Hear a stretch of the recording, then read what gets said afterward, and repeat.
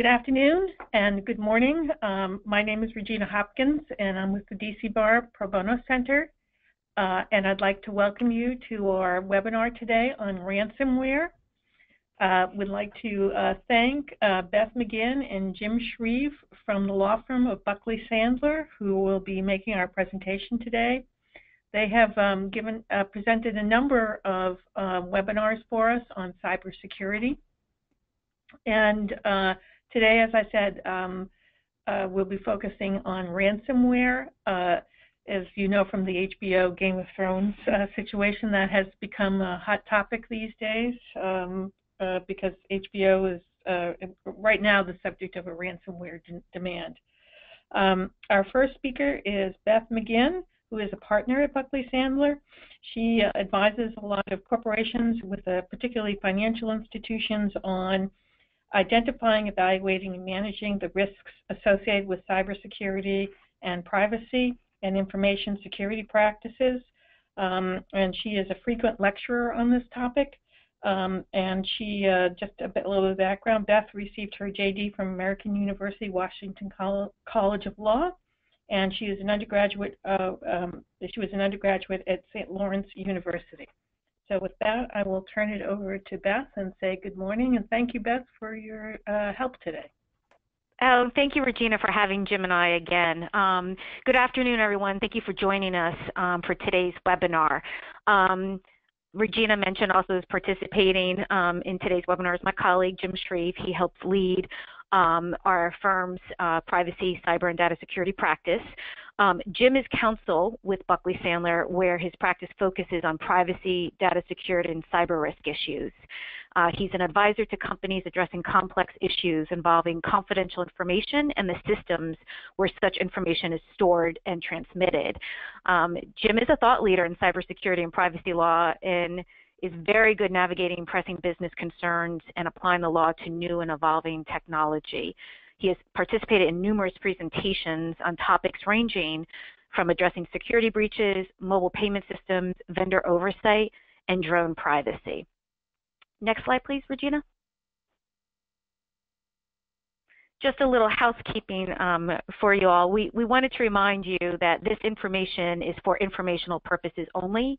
It does not constitute legal advice and does not necessarily reflect the opinions of Buckley Sandler or any of its attorneys or clients.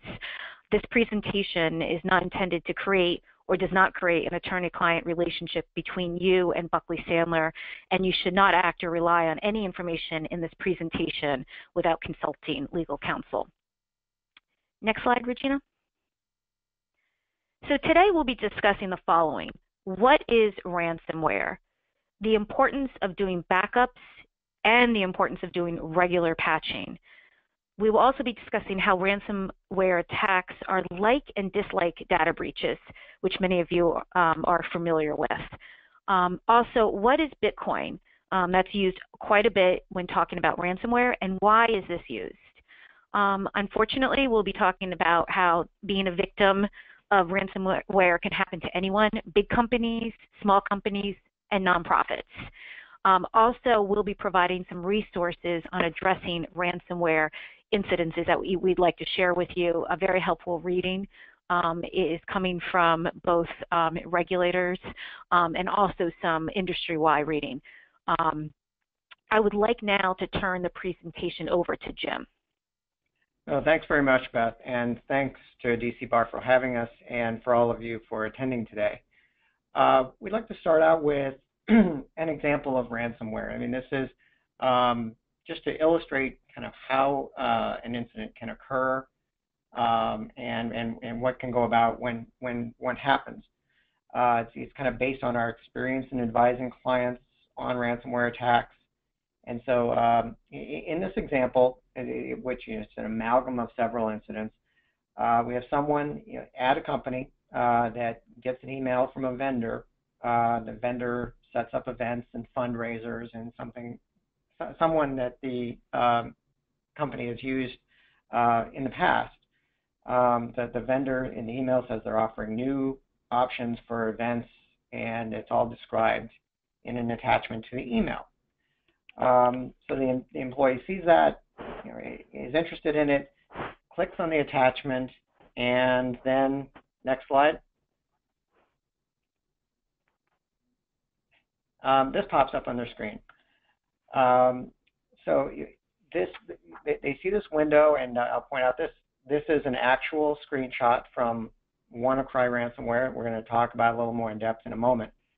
And as you can see in this case, the criminals are saying your files on your system have been encrypted, and if you want to be able to decrypt them, you're going to have to pay us some ransom.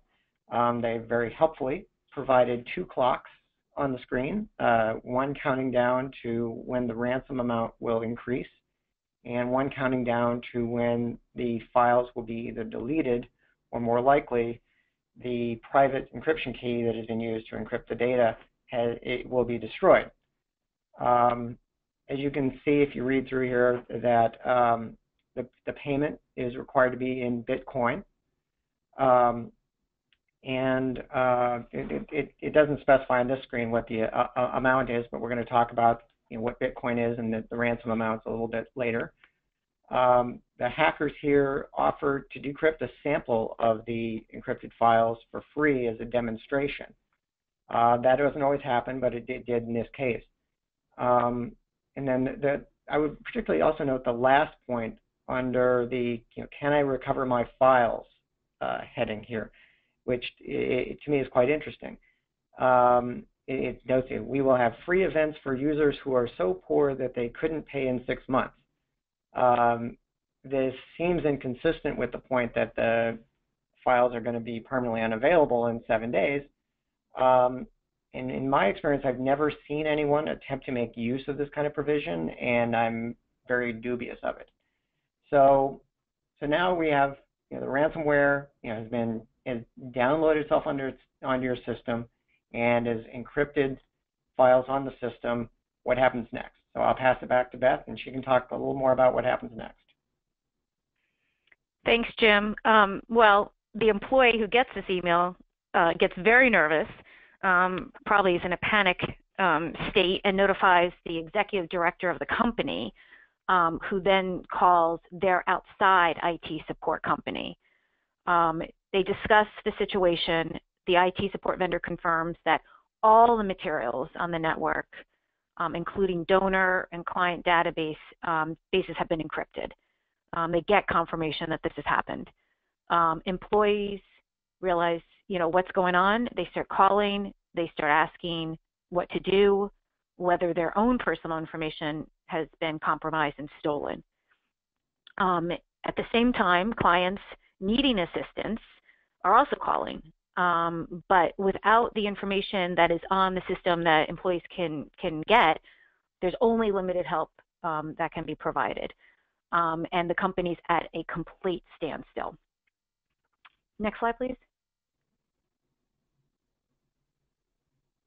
So after some internal discussions with senior management, also talking to the IT support, confirming that things are truly encrypted and what's going on, the company decides it can't restore from backup files, and they decide to pay the ransom. The company goes and acquires the requested Bitcoin, and Jim will talk about Bitcoin, and sends the amount of Bitcoin to the cyber criminals according to the ransom instructions that they were provided. And as you can see from the slide, the company receives the message, payment is made successfully. Download the archive decrypt zip and unzip to any folder and then run the decrypt file. Then follow the instructions to decrypt the files. Please turn off or remove your antivirus before downloading Decoder. Antivirus can prevent you to download and decrypt your files. So that sounds like good news, right? That they paid the Bitcoin, they did what they're supposed to. Next slide, please. So the company does it. They're optimistic, but it doesn't work. All the files remain encrypted. They try again and again with no luck. And there's been no further contact by any, the cyber criminals. 2 days later, on May 15th, another employee receives an email very similar to the one that was received on May 13th. So they have been, again, compromised.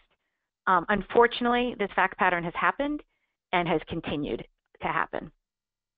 Now back to Jim. Oh, thanks, Beth. So we've kind of run through at a high level, what this is, and some of the issues that can come about. And let's delve into it a little more deeply. And I think let's start out with the most basic question. What exactly is ransomware? At its core, it's extortion. It is a means for criminals to make money. It is a source of income for several types of organizations, including hackers. It's become something that's used by organized crime because it is very profitable. Terrorist groups have cyber arms and are using things like ransomware, to raise funds. And according to some reports, even nation states like North Korea, North Korea being a very cash-starved state, is always looking for ways to raise hard currency because of restrictions, and some are saying that they're using ransomware as a way for the country to make money. You often hear the word used, malware, and ransomware is a type of malware, but not all malware is ransomware. Some malware doesn't ask for ransom or only appears to be ransomware, as I'm going to talk about in just a moment. And so the difference between malware and ransomware can be seen, I think, in two attacks from earlier this year, the WannaCry incident and the Petya or not Petya incident. WannaCry happened in May of this year, and it primarily targeted a vulnerability in older versions of Windows, particularly Windows 7. The U.S. National Security Agency had discovered a flaw in Windows 7, sometimes been dubbed Eternal Blue, and was using that as a means to potentially go after criminals, terrorists, or others. So they had not disclosed this flaw in Windows. It came to be public, and Microsoft learned of the flaw in March of this year, and soon after that pushed out a patch for it. Many entities using the Microsoft products didn't employ the patch, and so they were vulnerable at the time in mid-May when WannaCry started to be distributed. So we had a large wave of infections on May 12th, May 13th, particularly among healthcare providers. In the ransom, they asked for various amounts, most being in Bitcoin, and the average cost was usually in the $200 to $300 range, which you might say is just surprisingly low. But these are people that operate on a volume basis. They think they can get more people to pay the money because it's just not worth their while to try and restore from backups or make it easy for people to pay and make the amounts low, and you can hopefully collect from many people. Late on May 12th, a British security researcher discovered a kill switch in the program. And I won't go into the technical issues of that, but he discovered that the program had to call back to a particular IP address, and if that address wasn't available, then it would continue to propagate. And so he set up a website that had that at that address, and so once it found that was a valid address, it ceased to distribute itself again. And so that essentially shut things down on this particular incident. Interestingly, that researcher himself was arrested recently at a security conference in Las Vegas under allegations that he had himself been involved in certain hacking attacks previously. So, by the end of May 13th, the wave had largely subsided. Now, the Petya or not Petya, Petya was actually a malware attack from last year. And originally it looked like this was a continuation of that attack, but it was then discovered it really wasn't, and so then it became Deb, not Petya. This happened in late June of this year. It also used a Windows exploit, in fact, the same one as in WannaCry, and for which Microsoft had released patches. Most of the targets for this attack were in Russia and the Ukraine, but there were many others around the world.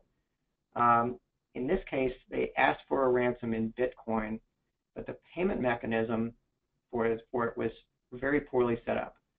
Payment was supposed to be made to a single email address that was closed down by the provider within hours of the start of the attack. Usually there are many, many backups mechanisms by which the ransomware distributor can get paid. I mean, that's their goal, and so they want to make sure at the end of the day they can get paid.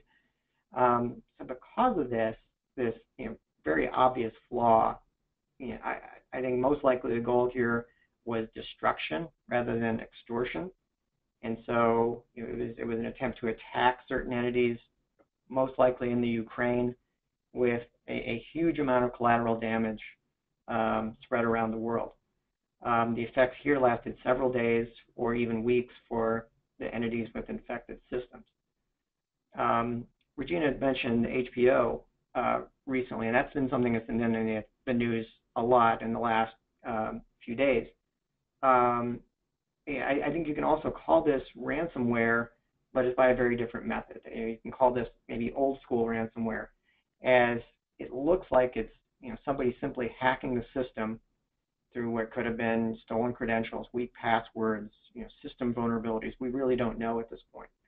And so it involves the theft of about 1.5 terabytes of unreleased shows, but also personal information of individuals on the company payroll, including actors, confidential internal correspondence, financial information. And so in this case, then the perpetrator is asked for varying amounts from HBO. One demands to be something like 6 months of your operating profits. And to this point, HBO has refused to pay, although they've offered their usual white hat security vulnerability payment of $250,000, which was refused. And one interesting variant on ransomware that we've seen allows the victim of the ransomware, instead of paying some ransom in Bitcoin, to provide a specified number of people as contact information that can then themselves also be targeted for ransomware, kind of a pyramid scheme ransomware thing. And while it may be enticing to think about using this for that ex-boyfriend or girlfriend or spouse or the guy that cut you off in the parking lot this morning, it's probably not a good idea to do. I'd point out also that ransomware attacks can be fake, that you could have somebody that asks for ransom having not actually encrypted the files on your system. I mean, it's kind of the equivalent of somebody robbing a store by saying they have a gun in their pocket when it's really just their finger. It's a way that somebody who has less technical expertise could still use ransomware and probably in some cases still get paid. So keep that in mind. So with that, I'll pass it back to Beth to talk a little bit about more about ransomware. Can I, Beth, before you can start, I have one question, and if anybody wants to ask a question, please feel free to put it in the questions box. And I think I sent a message out to everybody, but in case you haven't seen it, the PowerPoint is attached as an attachment to the GoToWebinar interface. So I guess Beth or Jim, whoever wants to answer this, you mentioned the healthcare ransomware that was going around, the WannaCry. And maybe you'll cover this later, and if so, just feel free. I mean, I understand the whole principle of ransomware is that they don't necessarily steal your data; they just make sure you don't have access to it. But I'm thinking of the statutory requirements of if information is stolen, it triggers all these requirements that, particularly under HIPAA and things like that, that you have to tell people. that the information you had stored on them has been stolen. Does the ransomware attack trigger the same requirement at all, or is it just because it's locked, it hasn't gone anywhere, so that reporting requirement hasn't kicked in? Well, I'd say the answer depends, and we're going to definitely talk about we're going to talk about how ransomware can be like a security breach or not, because we know that entities are subject to different requirements, whether under HIPAA, the state breach notice laws, or the interagency guidance for federal regulated depository institutions. But we will get to that in a few slides. Okay, thanks. Great. While ransomware, it's not new, and I'll be discussing a situation. So this has been around, but the number of attacks have grown significantly in the last few years. It has become a really big business for cyber criminals. And I wanted to give some quick numbers to you all just to give a picture of just how big this has become. In 2016, the rate of ransomware infections increased 500% in 8 months. On average, a ransomware variant will infect between 30,000 and 35,000 devices a month, with some variants reaching up to 150,000 infections. There were 50 new variants of ransomware developed each month during the first 6 months of 2016. And that number is very high and scary. During the same time period, one unknown ransomware action, not sure individual or a group that did this, made $94 million in profit. And a certain type of ransomware brought in $195,000 in payments in just 1 month. That was in July 2016. There was a 250% increase in ransomware attacks from the fourth quarter of 2016 to the first quarter of 2017, and numbers are coming in for the rest of the year. And the profits for just this year are expected to reach $1 billion. So you can see more attacks and more money for these cyber criminals. Going back, as I mentioned, this has been around. The first attack was initiated in 1989 by Joseph Popp, and he was an AIDS researcher who carried out the attack by sending 20,000 floppy disks to AIDS researchers in more than 90 countries, claiming that the disks he sent contained a program that analyzed an individual's risk of acquiring AIDS through the use of a questionnaire. However, the disk also contained a malware program that initially remained dormant in the computers, but was only activated after a computer was powered on 90 times. And after the 90 start threshold was reached, the malware displayed a message demanding a payment of $189 and $378. It was kind of odd, these payments for a software lease. And this ransomware attack became known as the AIDS Trojan. So this has been going on for a while. Again, I think, the attacks have increased, and the amount of money, collectively, and we'll talk more about, the individual payments, but, and that's why and with technology, why we're seeing this increase. I'd like to turn this over to Jim. Thanks very much, Beth. So, it mentions to some extent some of these other things, what ransomware is not. I talked a little about malware and how most malware is not ransomware. Malware can be destructive, as with NotPetya. There was another example of a destructive attack was the Sony attack, which supposedly was initiated from North Korea in response to Sony releasing a movie. And the goal there was simply to take Sony down, and it was very effective. That not only did they release unreleased materials from Sony, but they released a lot of internal information that Sony had, proprietary information, correspondence back and forth between executives, as well as it took down their phone systems. And so people had to basically physically meet each other to communicate for several days after the attack. So they can be extremely destructive. In that case, the goal was to punish somebody rather than to take information. So, and malware can do that. Malware can steal information like personal information or valuable company IP. You oftentimes hear about distributed denial of service attacks or DDoS attacks. They've also been in the news. To just understand what it is, think of a DOS attack, just a denial of service attack, is where someone sends signals to your website or your system in order to tie it up and so that it can't function. And a distributed denial of service attack is illustrated in the upper picture here, where you have someone who has taken over a whole series of computers, usually unbeknownst to the owner of the computer, has installed malware on them so that then they can be used for the controller's function. And then when they want to start it up, they'll send commands to all of these zombie computers to flood a particular website or an email server with information so that it can no longer function. And certainly downtime is a risk here. It can take down your website, take down your and create problems that way. There's also a problem of diversion of resources.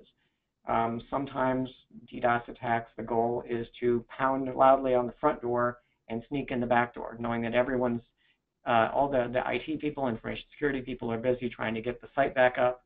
They may not be watching for indicators of risk that somebody's trying to get in and steal information in some other way.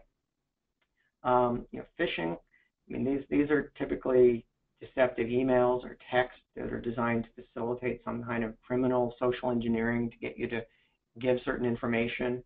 Beth and I had talked earlier this year about W-2 fraud that is propagated using this method, and I believe that webinar might be available on the DC Bar website. Yes, it is. If you want to take a look at that. Phishing can be a part of ransomware, as it is one of the most common distribution methods to send an email that has the attached malware to it that can then be implanted on the site and encrypt your data, but it's not the only one. And as Regina had mentioned, ransomware may or may not implicate security breach notice laws. I'm going to talk more about that in a moment. And I would note that there can be overlap between all of these concepts. And quite often the difference in how we categorize it is based on the intent of the hacker. Is someone really doing this to damage you, or is someone really doing this to get money from you? And that knowledge affects how you react. And so with that, I'll pass it back to Beth. Thanks, Jim. So I mentioned how profitable the ransomware attacks can be, and here's a chart that lists the amounts that and the percentages of it. You can see they vary, but in the United States, they're usually less than 500 or up to 500. What we're seeing, and they are. We talked about this, asked for in a specified cryptocurrency. Jim's going to talk more, as I've mentioned before, about that angle, the currency angle, and we will definitely talk about law enforcement's thoughts on payment. But I wanted to mention one study that I thought that was interesting. It showed most organizations in the U.S., and I'm talking in U.S. Believe, and it was 58%, at least in general, that organizations should not pay ransomware demands. 36% said yes, but it depended on what is encrypted and its value to a company. And I'm going to be talking about a recent case and how I'll be talking about this later, but how that case decided to pay ransom, and another case that decided not to. And then only 6% said that they always do pay. They would definitely pay ransom for an attack. Jim's going to discuss next what to do about ransomware. Regina, next slide, please. Thanks very much. A lot of entities, are thinking, maybe you're thinking right now, okay, if we are infected with ransomware, what do we do about it? And the answer is, once you're infected, once you're involved in an incident, there's actually a fairly limited amount you can do about it. But where you can do a lot is before an attack happens. There are a few things that you need to do, and preparation here is really key. I mean, the three most effective things you can do, in my mind, involve doing regular system backups on your data, doing regular patching of your software, and as Beth is going to talk about, training your employees to recognize the signs of risks. We're going to go into all of those in greater depth in a moment here. But moving beyond that, I would say we are, in security generally, we're moving away from what are often called signature-based defenses. That we recognize this type of attack because it happens in this particular way. We see this particular code that's involved in an attack. And we're moving away from that, and I think ransomware is a good example of why. Because the threats themselves are constantly evolving. It's getting harder and harder to recognize a particular ransomware or other type of malware based on a signature. Good criminals are adapting, morphing the software to get around defenses, to take advantage of newly found exploits. And what we're doing is moving towards a concept called baselines and anomalies. And I think this is good strategy with malware. I mean, baseline anomalies are based on the idea, okay, what is our normal activity? What does it look like? Who is on and off our system? What sort of data is moving on and off our system? When is it moving on and off of our system? And if we know what normal is, that helps us to know when something strange is happening. If you have a particular employee who, like clockwork, is logging in at 9 o'clock in the morning and logging off at 5 in the evening, and only accesses the system from their desktop computer, and suddenly then you see them, that same user's credentials being utilized at 3 in the morning to get to files that they typically don't get to, and they're downloading a lot of materials. I mean, that's the anomaly. It's not usually that obvious, but that's the idea of it. And I think it's a good strategy with malware that it helps you recognize what normal activity is and what it isn't, and helps you to maybe recognize when you might be seeing malware. Data loss prevention software is something you often will hear about. It's a good defense. It's designed to help prevent data from leaving the system that should not be leaving the system. That can be a less effective defense against ransomware, as the data itself may never leave. Somebody may come on, encrypt the data, and then go away. And if the data is encrypted, it's possible your data loss prevention software may not even recognize it when it's going out of the system. And so if we can move on to the next slide, talk about this first line of defense. Backups are, to me, the most important defense you can have against malware. If I were going to make a top 10 list of ransomware defenses, doing regular and effective backups would probably be items 1 through 5 on the list. If you can restore your system from the backups and lose little to no data, there's a lot less need for you to even consider paying the ransom, because you don't need to. You don't need to get that data back. You already have it.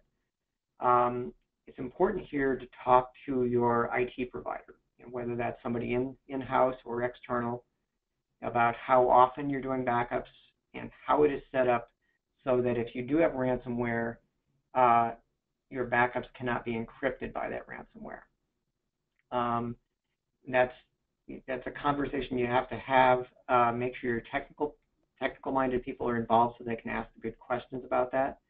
I mean, costs are always a concern for nonprofits and small businesses, but here I would point out storage of data has become a lot cheaper over the last few years, particularly with the proliferation of cloud service providers.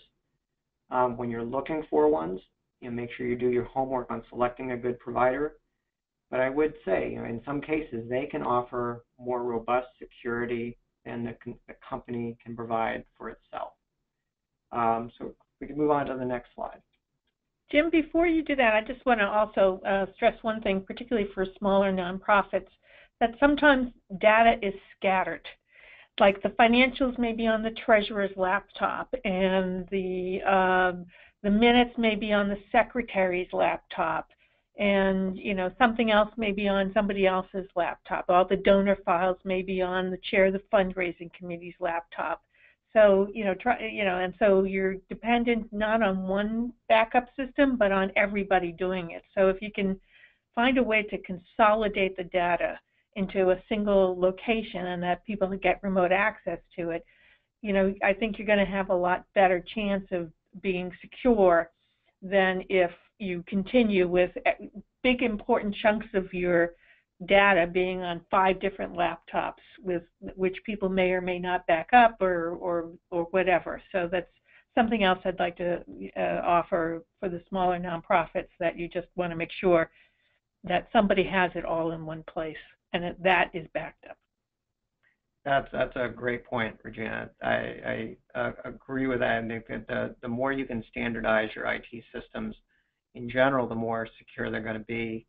And so that's definitely a good point to keep in mind. We can go ahead and move on to the next one. Thank you. As I mentioned in the WannaCry and NotPetya examples, ransomware often exploits older versions of software, particularly on operating systems. This is a trend that I'm certain is going to continue. In both of these cases, computers and systems with up-to-date patching were not vulnerable. In my experience, nonprofits often patch at non-regular intervals. It may be done, on kind of an ad hoc basis, or maybe done on a very long schedule, like quarterly or even less. It should occur far more frequently and at regular intervals.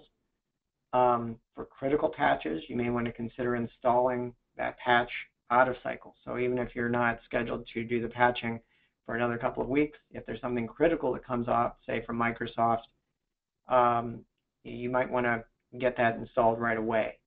Some programs, I would note, are no longer being patched. I mean, one notable example of this is Windows XP. And Microsoft is, in general, no longer providing patches for vulnerabilities in Windows XP because it's considered by Microsoft to be an end-of-life product. In June, Microsoft decided to issue a one-off patch for some of the vulnerabilities we've seen in the ransomware attacks, but this may not happen again. I wouldn't bank on it. So if you have old systems, and I know a lot of nonprofits do, they use something that's older, it's worked forever, and it's costly to upgrade. You always have unintended issues that come up when you upgrade something. But consider upgrading the software if it's no longer being patched, because that is a vulnerability that you've got to consider. So with that, I'll pass back to Beth to talk about training. Thanks, Jim. For those of you that attended the previous webinars that Jim and I have done for the DC Bar, we talk about training a lot, but that is also so important. And many attacks are likely enabled through phishing emails, that employees, are subjected to. And this is another reminder that employees are the weakest link in an organization's cybersecurity strategy, but they also are the strongest defense. So therefore, to effectively manage the people side, the people side of the risk, organizations should really consider some of the following that I'm going to list. Increase the level and how often you do employee security awareness training in your organization. It's really important that employees are trained to review emails closely, to make sure they're from trusted and known senders before clicking on links, that they're careful in opening attachments, for them to be aware of suspicious signs in the email or the header. Take time. I mean, all of us are just getting so much email, throughout the day, both professional emails and personal, but really, look to see, rather than just quickly clicking, if the content just doesn't seem right or the message seems, very, very general that you typically wouldn't get and don't open. Ransomware emails, you may come from known contacts. They're often spread through, by accessing, they access the books, the address books, of infected machines. And this sounds very, of course, common sense, but it's amazing just, accidentally, clicking on something can have ramifications. And, a very cyber savvy workforce really is key to trying to fight this. Also, determine whether your organizations, if you do have an IT department, has think about it, if you outsource a lot of your IT, if they have the right or sufficient talent and skills needed in today's environment with technology evolving and all these threats, to check to see what they have, to make sure that you are prepared to handle these types of threats.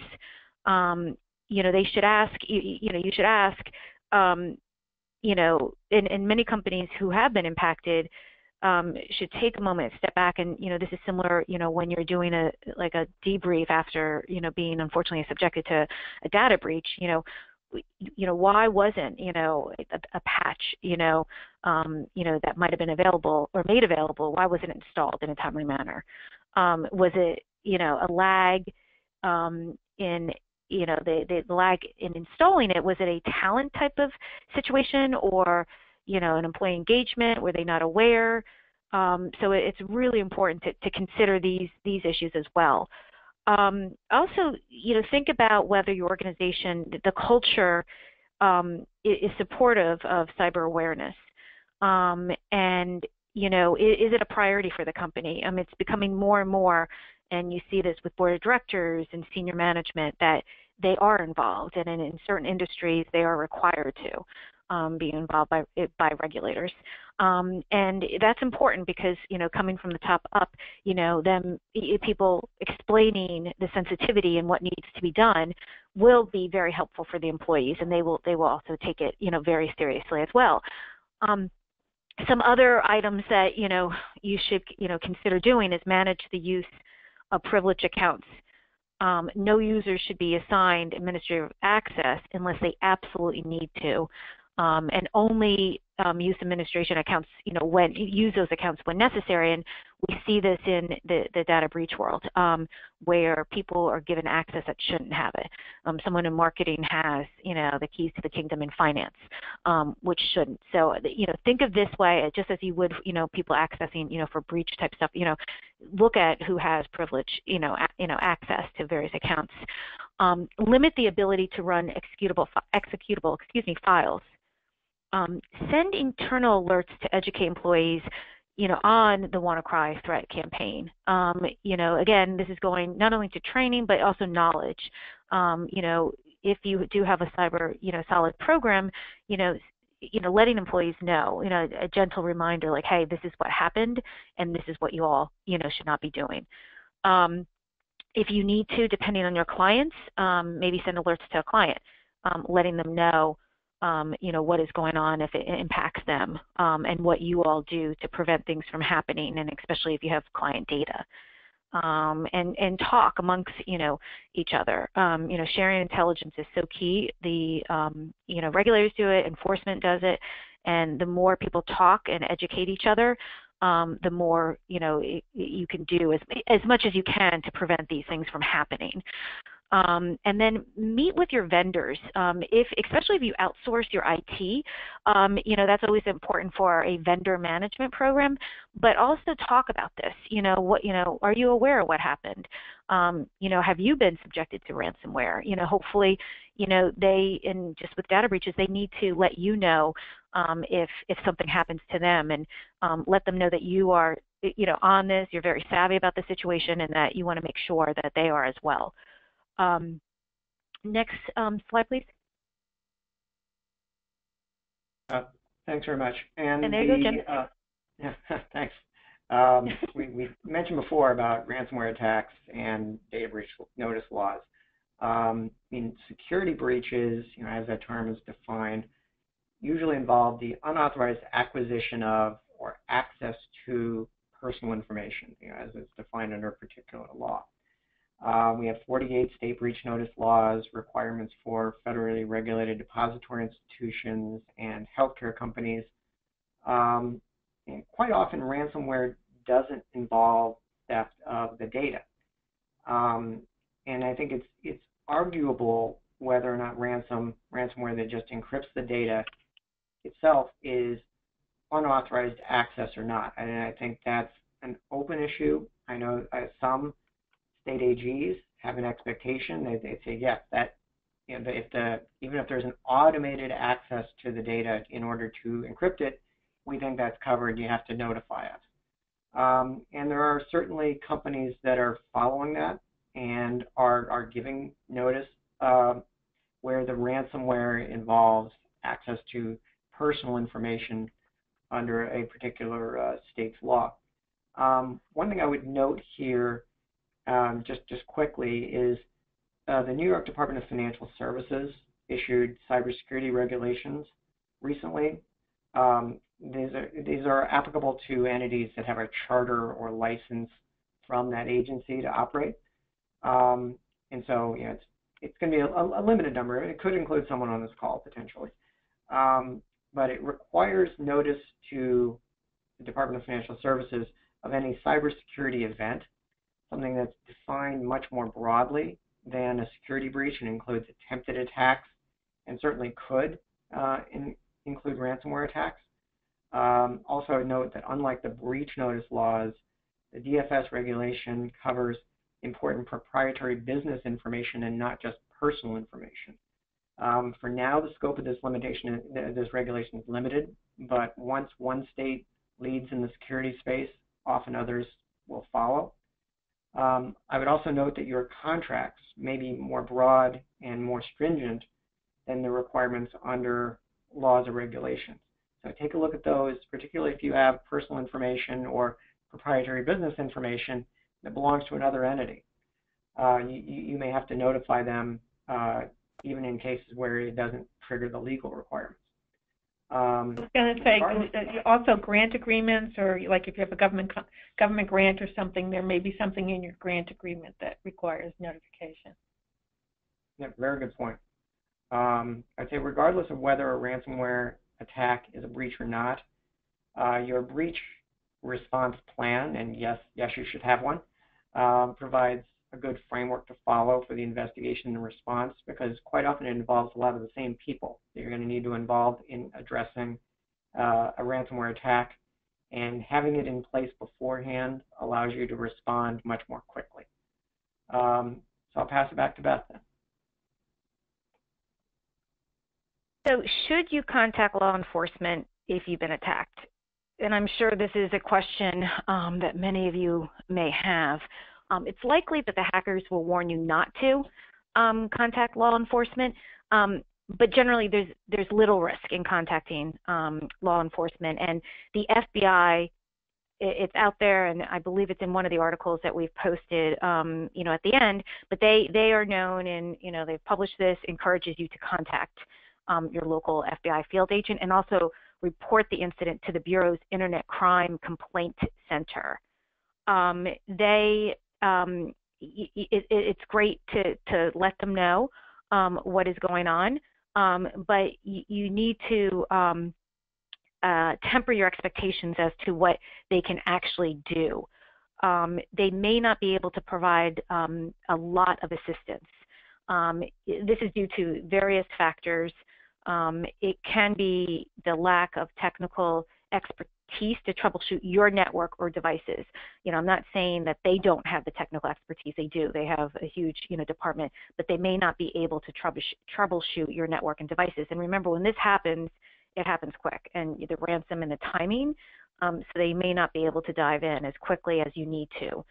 The timing of the attack can also present some challenges if there are other things going on, or if it's off hours, or there are other things that law enforcement is more of a priority. And there could be, this attack could be widespread, and that they can't get to your company in the time frame. They do, and I'll reiterate, they do want you to let them know about the attack, because they are working together with other agencies. They're on top of this to see, patterns. But, you should just be aware when, you call and report it. They may not be, right away at your door, and there are reasons for it. It's not because they don't take it serious enough. Filing a report is also helpful, if you're going to report this to your insurance. And Jim's going to touch upon insurance. One thing, and this is part of, breach, preparation, is that, have the name of your local field office, the person that you would contact, and the phone number, so you just have it on the ready. And that should go for other law enforcement agencies. Jim and I, meet and speak with various law enforcement just to, keep in touch in the event clients or others, have the need. And you can also, when you just check in, you may be able to get some intel on what they're seeing. So it is important to have this. So if and when, unfortunately, you are subjected to this or a breach, you have it, so you're not scrambling, because time is of the essence. Jim, do you want to talk about the Bitcoin and the various currencies? Certainly. Something that's been mentioned quite a bit. We've heard the word Bitcoin quite a few times already. And there's the question, what exactly is Bitcoin and other cryptocurrencies? Essentially, it's an algorithm, and it's an algorithm that is an agreed-on exchange between two parties, and it utilizes something called the distributed ledger for accounting. So there are, any Bitcoin node, which are points where it's a point where all of the transactions in Bitcoin are eternally kept. There's a long trail of where you can trace back, every Bitcoin that has ever been minted, every transaction that has been involved in it. And so Bitcoin has, and other cryptocurrencies have, some characteristics of both a commodity and a currency. So it's a medium of exchange, but it's also something that has value. These are traded, on exchanges all over the world, and the price fluctuates. And because we've had so many ransomware attacks that involve Bitcoin, it has gone up significantly in value. The value of Bitcoin is, I believe, quadrupled since the beginning of the year. So Bitcoin and Ethereum are two of the more well-known ones. There are a lot of other ones. I mean, the whole point here is to eliminate some of the issues involved in the exchange of sovereign currencies. And so you don't have to necessarily change from dollar to euro, or particularly where you're going from a well-known currency to maybe a currency of a less stable country. This can be an advantage. What it does for ransomware, I mean, it's certainly not created for ransomware, but what it has done is it's made it a lot easier for criminals to get paid. And the transaction itself in Bitcoin is going to be very well documented, but there's no need for an account to obtain the Bitcoin. You get the algorithm, you can download it, put it on a local storage device, and keep it with you wherever you want. You don't need a bank account to get paid in Bitcoin. So some of the practical issues that you might come into with cryptocurrencies in a ransomware attack. One is timing. I mean, not everybody has Bitcoin laying around. And so if you need to get it, you may need to set up an account, acquire it. It's not that hard to do. There are many well-known, reputable exchanges on which you can do this. But it's something that you maybe should be aware of ahead of time. Even if you don't acquire the Bitcoin, knowing how you'd get it is a good idea. because it may take you a little while to do that, and the time frames for ransomware can be very short. As Beth has mentioned, I mean, law enforcement pretty much uniformly recommends against paying the ransom. As in our example, it's no guarantee that the data is going to be decrypted. And furthermore, it may make you a more attractive target. I mean, those who pay this time are more likely to pay next time. And so cyber criminals exchange information with each other, and the fact that a particular person or entity pays is something valuable that they can then sell to others in this space. So we move on to the next slide. We'd mentioned insurance, and I'm going to keep it very brief here. I know we're getting down on time. I would say, with insurance, there is considerable variability as to whether or not ransomware is covered or not, even under policies that are specifically for cybersecurity. You need to look at your particular policy and see if it's covered or not. And I think the most important thing to think about here is whether or not downtime from a ransomware attack is covered. The ransomware amount may not be significant, as we mentioned, but the cost of being down for days or weeks could be very significant to your organization. And that's something you want to make sure, if you're banking on that coverage, make sure that it is part of your policy, and then ask specific questions about that. So I'll pass it back to Beth. Next slide, please. Thanks, Regina. Mm-hmm. It can happen to anyone. Ransomware has affected systems in more than 150 countries recently. And we keep hearing about the constant new variants of ransomware. And I mentioned to you, what they saw, what people saw in 2016, and numbers are coming in for this year. I just wanted to mention briefly an article, a very interesting article I read last week, and I don't mean to scare you with this, but it discussed that everything is a computer now. Your microwave is a computer that makes things hot. Your refrigerator is a computer that keeps things cold. Your car, your television, traffic lights, signals in the city, and even the national power grid, everything's a computer. And there is so much talk about the Internet of Things, and it's coming, it's here, and it's faster than we can even imagine. And all of these devices are connected to the Internet, and they can become vulnerable to ransomware and other computer threats. And this article discussed that it was only a matter of time before people get messages saying, on their car screen saying that your engine has been disabled and it will cost $200 in Bitcoin to turn it back on. Or another message, on your phones about internet enabled door locks, saying pay $100 if you want to get into your house tonight. So it was a very interesting article saying, right now we're seeing things with more computers and everything, but it could happen, and it's just a matter of time. Education is key to protection and training, as I mentioned earlier, and being aware of these things and being careful how you click on things, and with all the devices. Next slide, please. So again, I know we're bumping up to time, but Jim and I are just going to quickly talk about a few recent events that do have to do with the public sector and nonprofits. And there was one, and these attacks again can happen against small, medium-sized organizations. And there was one attack. It was a nonprofit cancer center called Little Red Door, and it's located in Indiana. And the Little Red Door services over 1,000 women every year. And in January, an employee of the center had inadvertently downloaded malware from an email. And by lunch, most of the nonprofit's network had been completely locked up.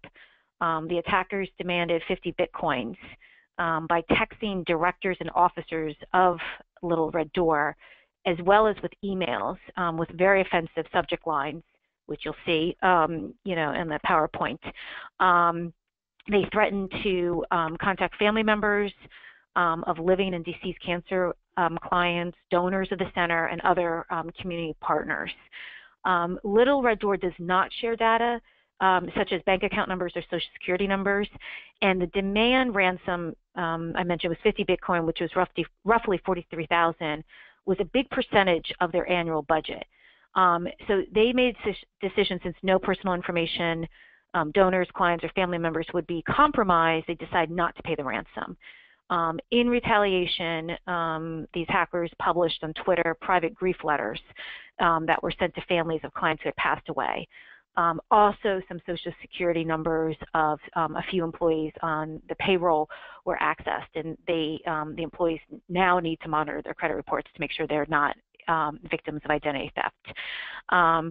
You know, Regina had mentioned earlier about, you know, maybe not having a centralized, you know, IT, and, you know, things could be all over the office with individuals on individuals' computers, and what happened. In Little Red Door, that's exactly the case. It took more than 6 months for them to rebuild their lost data. And they had to enter client information from, you know, paper files and notes and back onto the computers. And they have struggled to come back since this attack due to the, you know, the lost data and, you know, having to do this, you know, the old-fashioned way. And they weren't able to get a lot of, you know, the funding that they need to do as a result of this to pay their bills. So even though they did not pay the ransom and lose out on that, you know, significant amount of money for this nonprofit, they did hurt very much so as a result of this. Jim's going to talk about two more recent events next. Oh, before you do, Jim, one of our listeners said that there are apps or programs that allow you to back up multiple computers that you might want to investigate. There's one called Crash Plan, and they said that's something that may be available to solve the, you know, it's on 10 different computers sort of thing problem.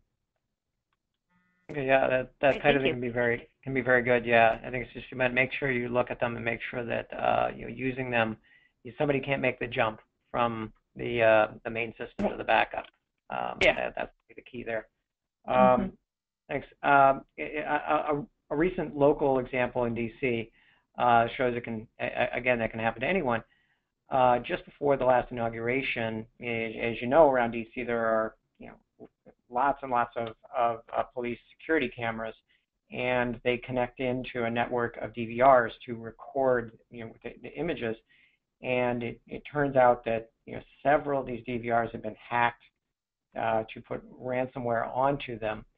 DC police discovered it when some of the DVRs weren't working properly, and so in this case they managed to discover it, didn't pay the ransom, and were able to, within a few days, get back up and have everything in working order again before the inauguration happened.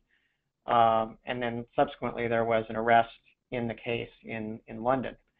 So it shows that it can happen to anyone, and happens in DC as well. So we can move on to the next slide. This is an interesting example. I'm sorry, I think may have skipped ahead too. Yep. Nope. Sorry, I'm going the wrong way. No problem. Sorry.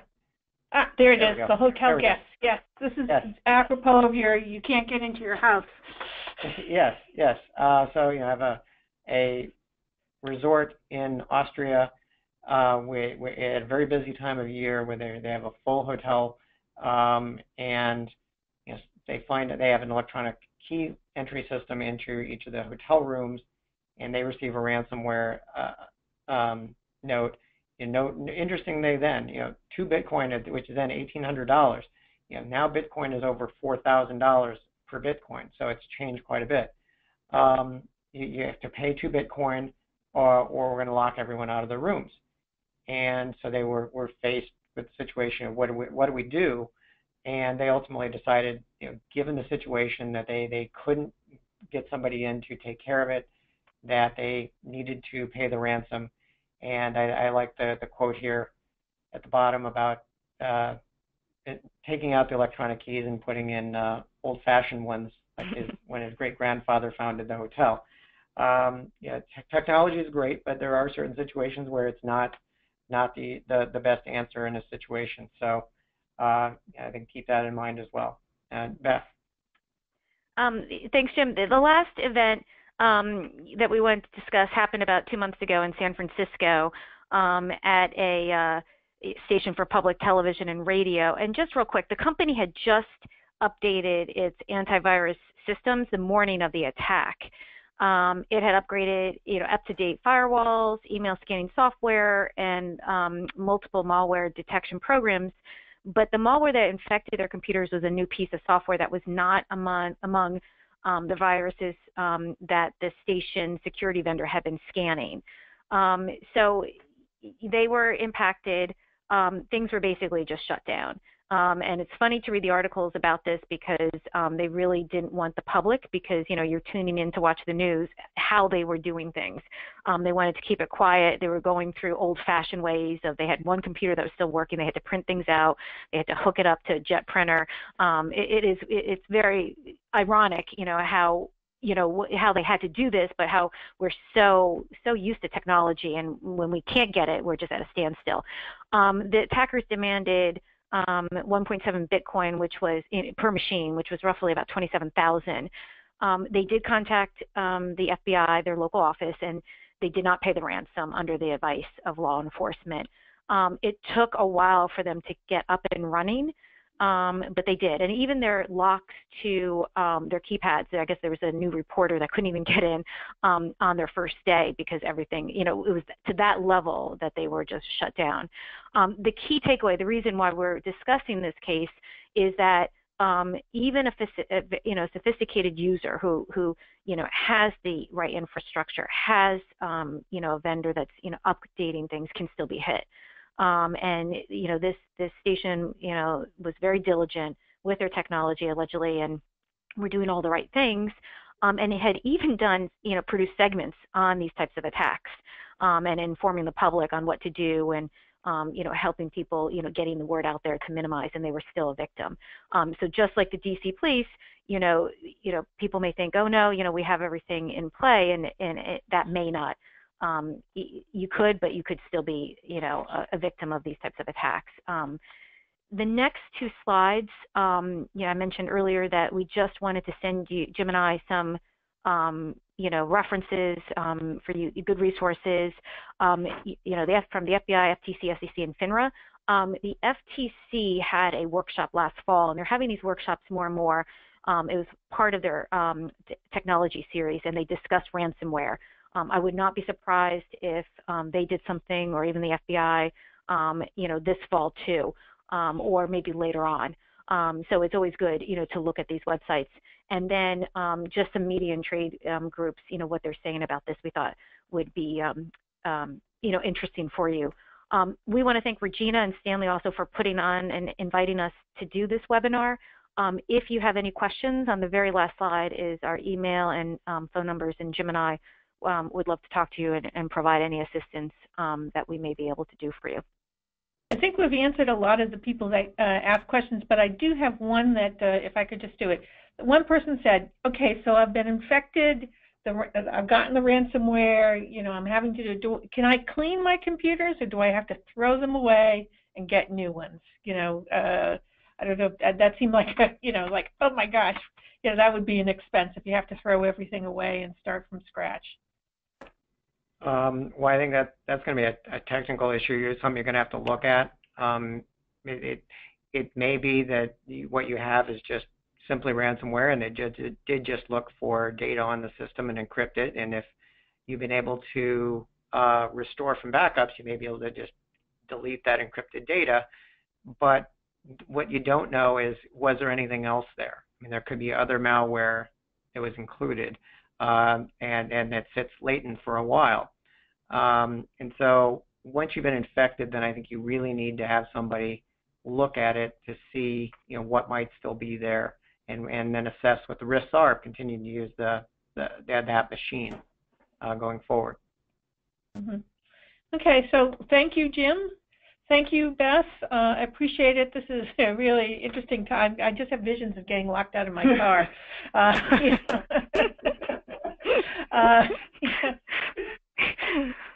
Well, we hope that doesn't happen. Yeah, hopefully it doesn't.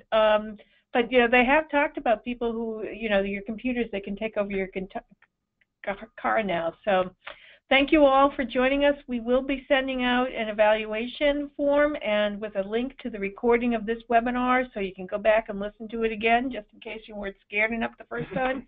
And thank you all and have a great afternoon. Thank you.